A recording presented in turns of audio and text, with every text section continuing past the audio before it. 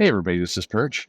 I, I remember when I first started hearing negative things about fan service as a topic. I think it was the early 90s for me, and there was this pushback against a lot of the things that Marvel was doing in the early 90s. Now, keep in mind, by the mid 90s, a lot of the stuff had become excessive, and I actually think it illustrates exactly what I'm about to talk about here. But fan service was thrown out. It was thrown out as like we can't just make comics with fan service. And I remember at the time, as a retailer who was selling these comics, going, I think you can just make comics of fan service.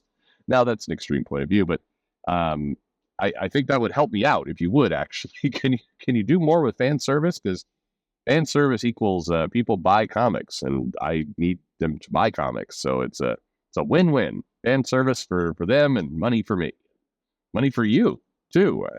Anyway, um, but it's persisted as a bit of a dirty word. It's like when you hear people say, "Oh, that's fan service," it's usually not meant positively. I was seeing an article from IGN recently, and they were talking about the Deadpool movie is going to have excessive amounts of fan service, but will that be enough to make a good movie?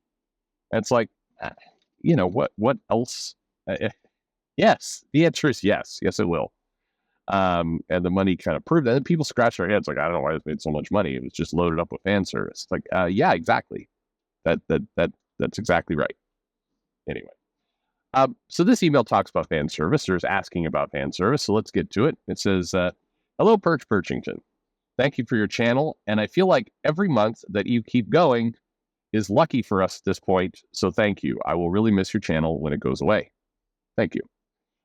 Fortunately, the massive backlog of videos meant I could, take care of my troubled health and other things, and keep going because you wind up listening to videos from like 9 months ago. I will say though, the rest in peace, Sid Vicious, Sid Eddie, that he died, and it just so happened the day he died, I put out a video making fun of Sid, um, which I that's just the shitty timing. I mean, the video was recorded, a while back. I think it was recorded at least a month, possibly more back. And if you follow wrestling, making fun of Sid Vicious is not exactly a novel joke. But he also, was an entertainer, and I do think his passing is sad. And so, regardless of like, did he have the best work rate in the ring? No. Was he? Did he have all the skills of Eddie Guerrero? No, he was not that. He's a big man brawler. Could he choke people out like Chris Benoit? No, sorry, I'm kidding. Anyway, I'm a terrible person, really. Um, anyway, back to the mail. So was recently you answered a question about your politics. Just for what it's worth, you don't need to do that. I don't think it's anyone's business but yours who you vote for.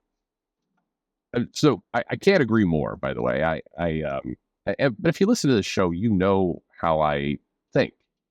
I don't make that a secret.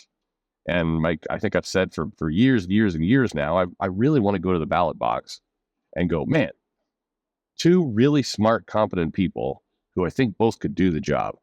Which one? I don't know. This is going to be a tough choice, guys. We got to pick the best one because both are so good.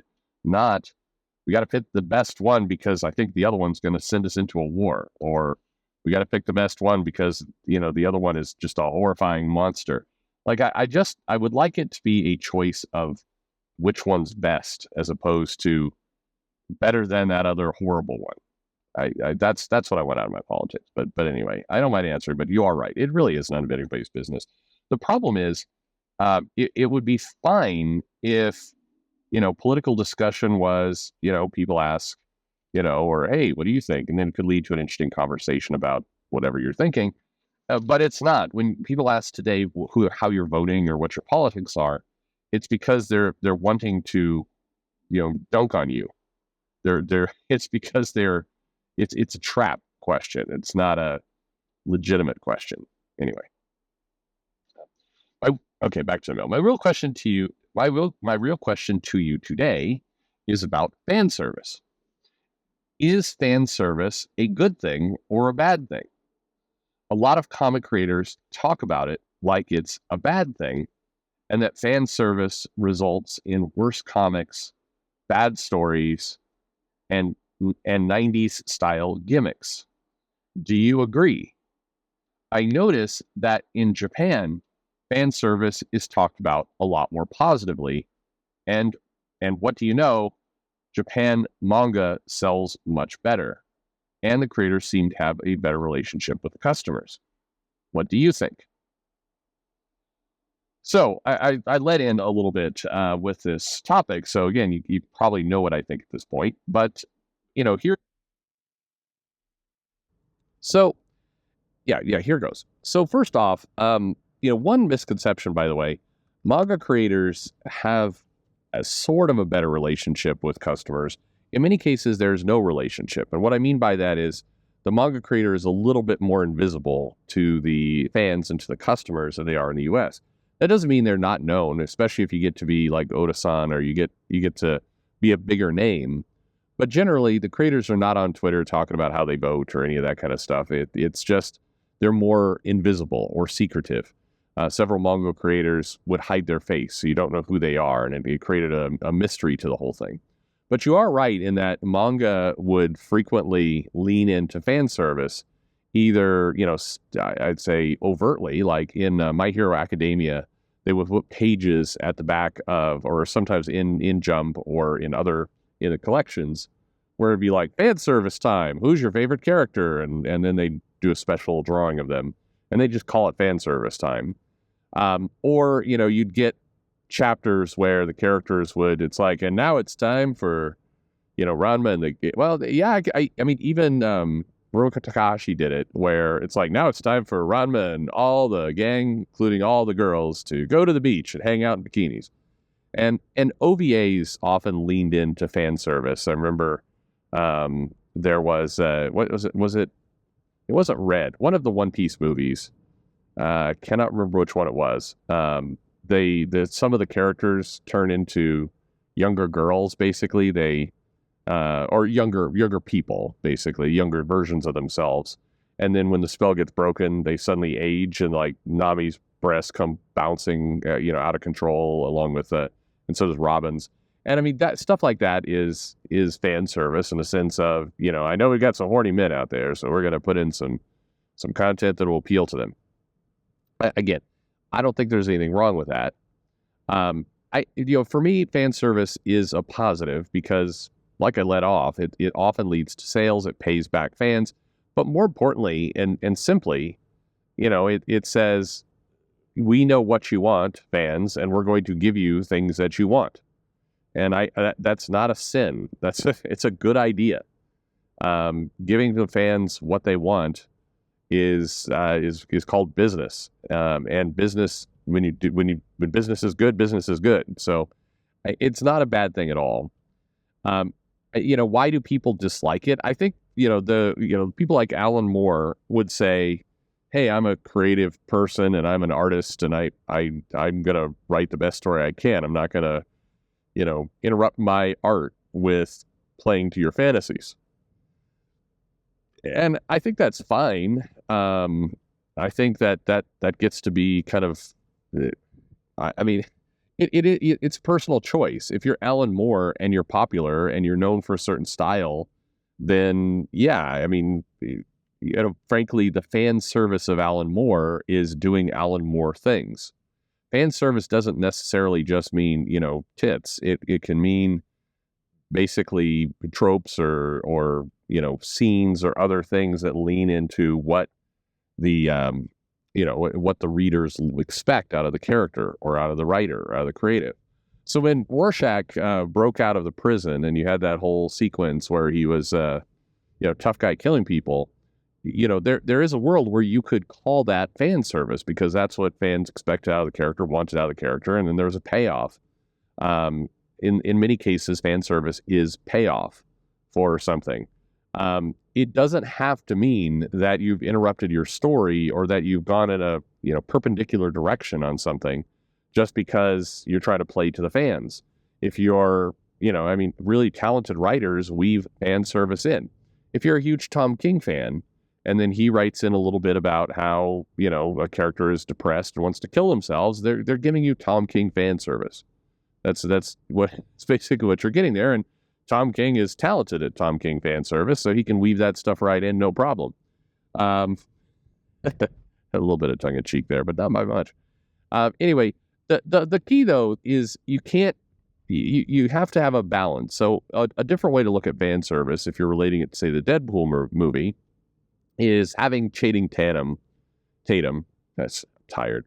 Having Channing Tatum show up as Gambit, you could argue is fan service, because there was he wanted to play Gambit. There were headlines about how much he wanted to be the character, and he pushed and lobbied for it and everything else, and never got it. And so including this movie was a payoff to those fans who were curious to see him in that role. And, if it's a fun little kind of Easter egg or cameo. If you had no movie, no plot, and nothing but Easter eggs and cameos, then it wouldn't work. It wouldn't hold together. So fan service still needs a plot, and you can't just do nothing but fan service payoff, because payoff entails that you've built things in order for there to be fans to service. So you have to put in the work and have a good story and have elements in it that will excite fans and, like I said, pay it off. But if you don't do those things, then you have nothing to pay off, and that doesn't work. So fan service can't be just fan service. And there is manga out there which is just like it's I'll give you an example. There's a series called, I think, Cheers or Cheer, and it's basically a manga of a cheerleading group at a corporation, and they're all girls, all horny girls, and one guy who's there as their, I mean, he's in the team because he's always wanted to be part of a corporation's cheering squad.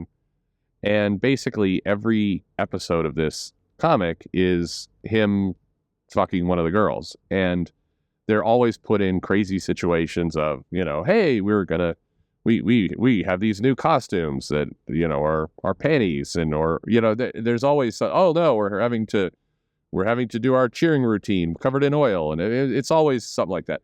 And so it's, is that fan service or is that just porn? Probably porn. But the idea of if every chapter, every episode was basically them just paying off this guy, screwing one of the girls, then, that is that fan service. Again, it's porn basically, but you have to have some kind of plot there, in order to pay these things off. That's just kind of how it works. Anyway, I don't think there's anything wrong with fan service. I think it gets a bad rap, primarily because, Peter David, I think, also used to kind of rail against fan service being a terrible thing.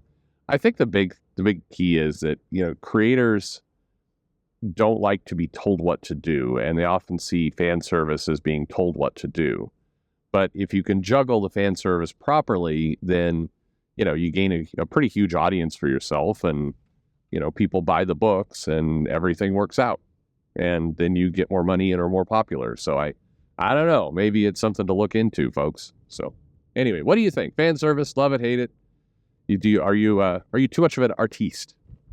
Let me know in the comments below, and thanks for listening.